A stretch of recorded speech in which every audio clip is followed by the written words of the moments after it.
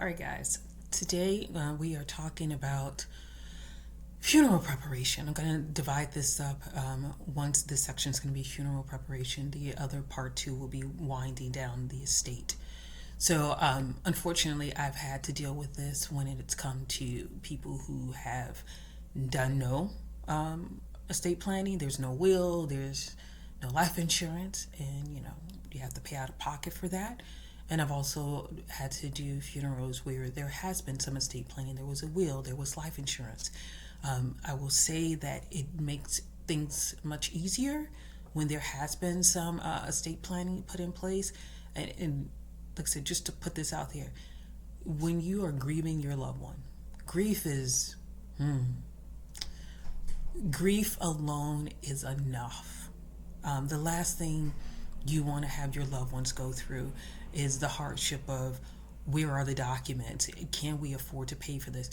Or the unfortunate reality of they're going to have to go in debt to bury you. So this part is what you can expect as far as funeral preparation. So let's buckle in. Like I said, not a fun topic. Unfortunately for me, I've had to prepare several funerals in my lifetime, and after the pandemic, several people reached out to me, younger people who unfortunately had to bury their parents, and so they've asked for advice. So this is also a way for me to have it up here and not have to answer those questions in person anymore, because like I said, grief does a number on you, and it is not a one and done thing. So one of the things I will recommend is, if you've lost someone, try to find some grief counseling. You're going to need it through this whole, not just the funeral prep, but winding down the estate. Have someone that you can talk to. Prayer is good, but even Jesus mourned Lazarus, okay? Find a therapist, because this is going to be a very stressful process. So the first things we're going to cover today, when your loved one dies, be it in a hospital, nursing home facility, particularly if they're in a hospital or nursing home facility, they're going to need that bed. They're going to need the bed. So the first thing they're going to do is be like, where do we send the body? Okay?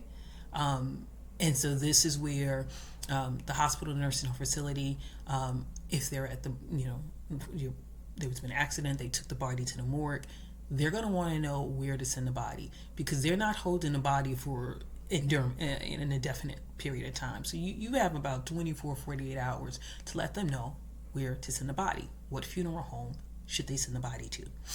And so the first thing you're going to do is you're going to hopefully have a will, some estate planning where you can find the insurance papers, the life insurance policy or something like that.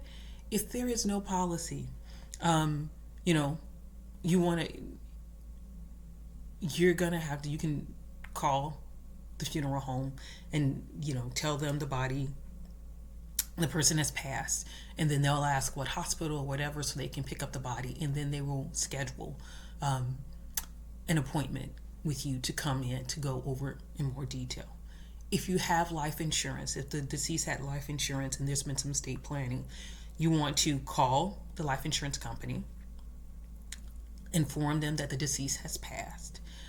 If you have a policy number, even better. You need to be the beneficiary, okay, of the policy.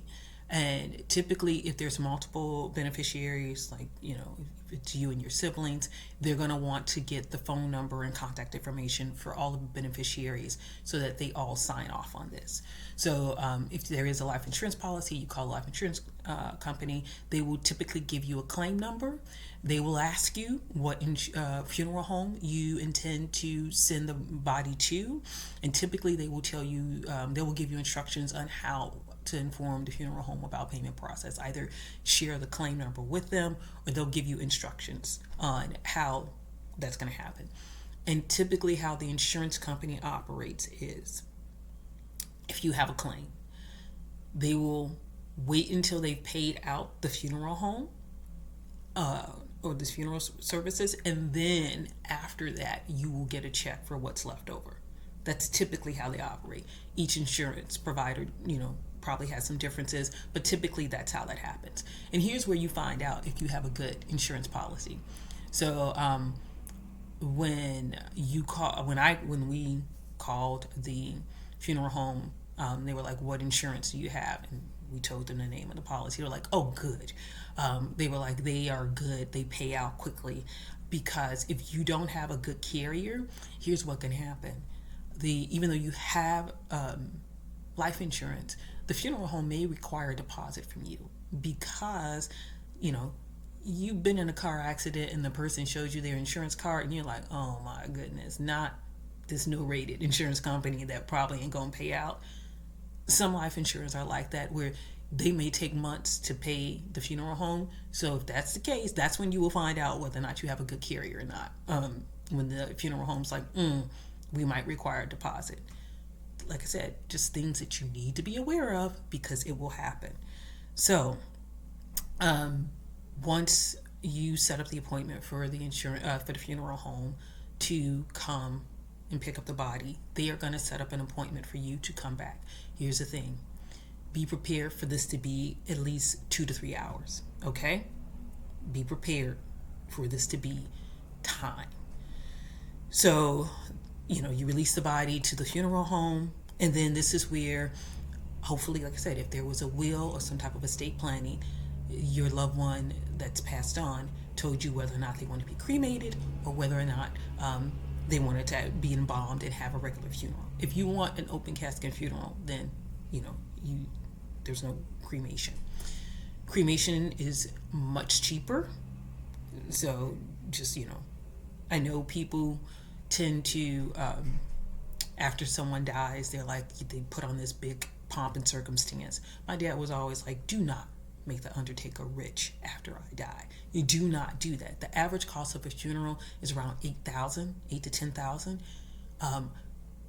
FYI for me, don't spend $8 to $10,000 after I'm gone where I can't appreciate that. Give me my flowers and that 8 to 10 in my lifetime. We can go on a lovely trip, business class at airfare. Don't spend the 8 to, that's just for me. So, like I said, the average cost of a funeral is $8 to $10,000. Particularly if you do not have insurance, life insurance to cover this, cremation is much cheaper. There are ways to lower costs. I'll explain that. So if you're going to do the cremation, what happens? For the cremation, you get, there's the remains, and most people will just have a memorial service. Even though the cremation is cheaper, you still have to buy an urn for the remains, unless you're deciding that you're going to put you're going to still need the remains, unless you're going to put and also decide whether or not you're going to keep the urn or you're going to put it in a cremation niche or something like that. More on that when we talk about the burial. Now let's talk about if you're going to have a casket funeral. Here's the thing. So, my dad always said, he said, burn me. He was like, don't make them rich. He wanted to be cremated. My dad did not have a will, though. I know. And so my mom decided to do a hybrid thing because she wanted an open casket. So we had an open casket, and then there was no burial. So we had him cremated afterwards. Here's the thing, though. Because of the fact that we were going to do a cremation later, we had to rent the casket for the funeral service. And here is where your first thing about the first cost, the casket. So there is a regular casket, which typically the average size casket is if you're 5'9" and under 200 pounds. If you are over 5'9" and over 200 pounds, you have to get what's called the oversized casket. And let me tell you, the oversized casket, the base price starts somewhere around about $2,500. So, my dad wasn't a big guy, but he was a little bit over 200. So we had to rent, we had to rent the oversized casket for this because my mom wanted a viewing. Here's the thing about renting an oversized casket. If you have an oversized casket, you're going to pay more at the cemetery. More on that later. Okay, so again, like as I said, that casket's going to cost you there. Like, hopefully your loved one has given you their wishes. I am of the opinion, like my dad, I'm not making the undertaker rich. Don't be spending no money on the Heavenly Express or all that other crap from. No, no, no, no, no, no. No, we ain't doing none of that. We getting cremated because like I said, I'd rather spend that money during my lifetime or the people that I love. No, leave that money to them, not to the undertaker. Just me. So the first thing you're going to talk about, the first thing you talk about with the funeral home when you come in for that appointment, and when you come in for that appointment, if you have the discharge release papers from the hospital, that would be helpful. Also, it's helpful to bring the birth certificate of the deceased. Okay, they're going to talk about payment first. So, they're going to get that life insurance claim number and all that other stuff for you. If you don't have insurance, they're going to talk about money. Like, they're going to want a deposit. And guess what? The funeral is not going to happen until they get all their money. So they're going to walk through a payment plan with you. So just FYI, be prepared for that. Now, then they're going to go over a line item of services, and everything must be paid for. You got to pay for the makeup artist, for the body.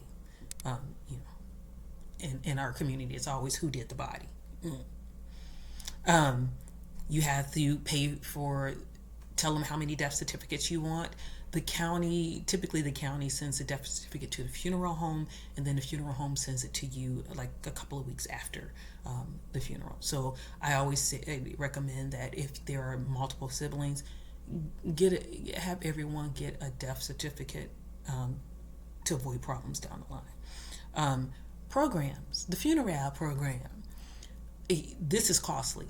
These programs, you've seen it, and then if you get if you have color photos, they cost more. Like, where people spend all this money on funeral programs, we did not do that. In every funeral that happened, we did the programs ourselves and ran down to a copy place and made them, because again, you are going to spend a boatload of money on funeral programs, and like I said, it's hopefully the deceased has made their wishes present, but if you want to spend that money, fine. The location of the services, is it going to be at your church? Is it going to be at the funeral home? Most churches, if you are a member, there's no charge, but sometimes they may charge. Just heads up.